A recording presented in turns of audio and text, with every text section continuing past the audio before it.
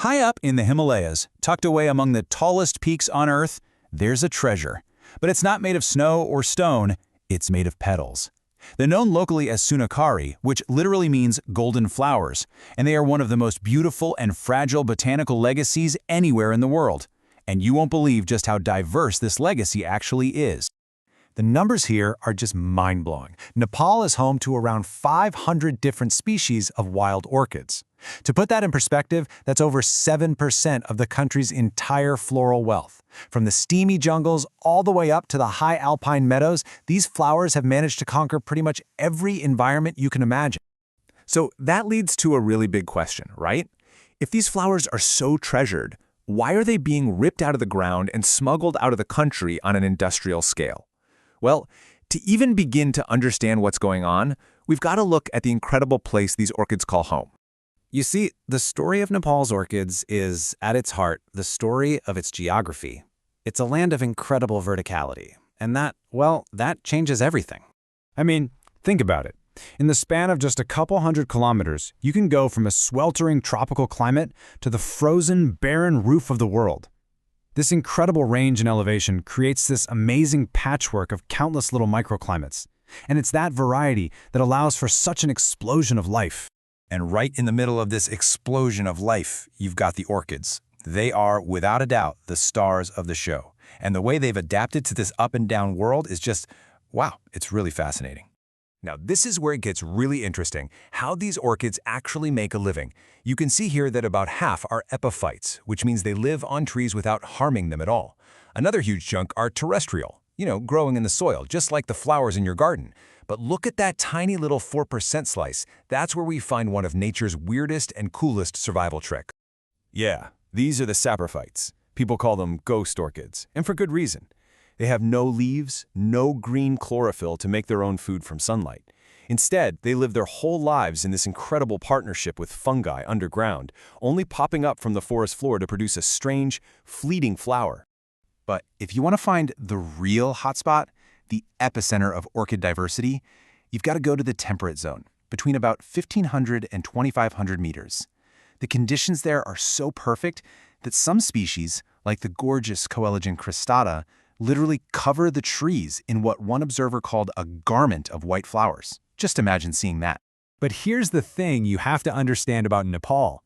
An orchid is never just a flower. It's woven deep into the fabric of medicine, folklore, and spiritual life.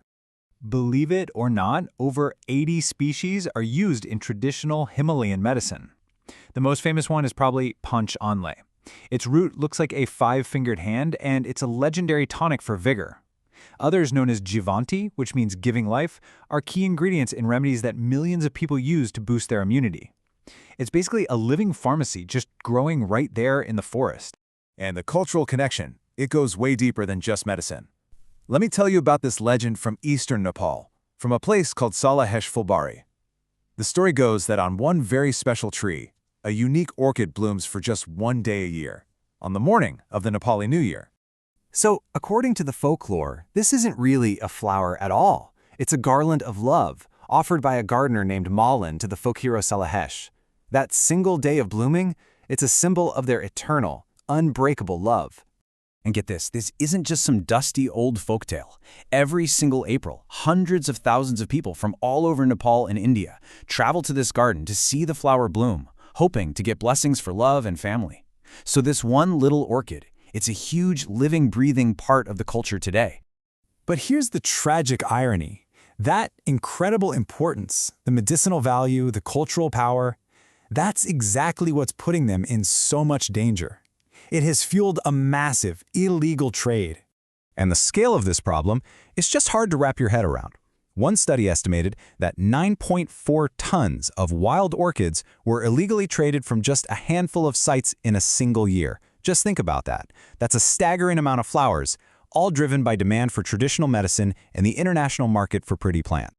And this isn't random. It's a really organized operation, and sadly, it often takes advantage of people in poverty. It starts with local collectors who are paid a tiny fraction of the final price to harvest the plants. From there, the orchids move up the chain, from village traders to bigger regional traders, and finally to exporters who smuggle them across the border into India and China. Okay, this chart right here shows one of the absolute biggest problems for conservation. Most of Nepal's protected areas are way up high above 3,000 meters. They were designed to protect big peaks and animals like the snow leopard. But the orchids? The greatest diversity is much lower down, around 1,700 meters. This creates a huge mismatch, leaving many of the most valuable and vulnerable species completely unprotected. So, with all this happening, you might be asking, what's being done? Well, the good news is that conservationists and the government are fighting back, using a combination of new laws and some pretty cool new science to try and turn the tide. You know, the laws have been getting stricter for a while now. Global trade has been regulated since 1975 under an international agreement called CITES. But the real game changer came in 2016, when Nepal issued a total ban on collecting any wild orchids, and they strengthened that with domestic laws the next year. But as you know, just banning something is rarely enough. The real path forward is a multi-pronged attack. Scientists are now using DNA barcoding, which is super cool, to identify smuggled plants even if they're ground into a powder. There are big pushes to create sustainable, community-run orchid farms. This would meet demand without raiding the forests and give people a different way to make a living. And of course, there's a critical need to realign those protected areas to match up where the flowers actually grow. And all of this leaves us with this one huge central challenge. Saving Nepal's golden orchids isn't just about protecting a plant. It's about managing a resource that is deeply, deeply connected to people's health, their faith, and their identity. And figuring out that balance, well, that's the only way we're going to make sure these Himalayan jewels are still blooming for generations to come.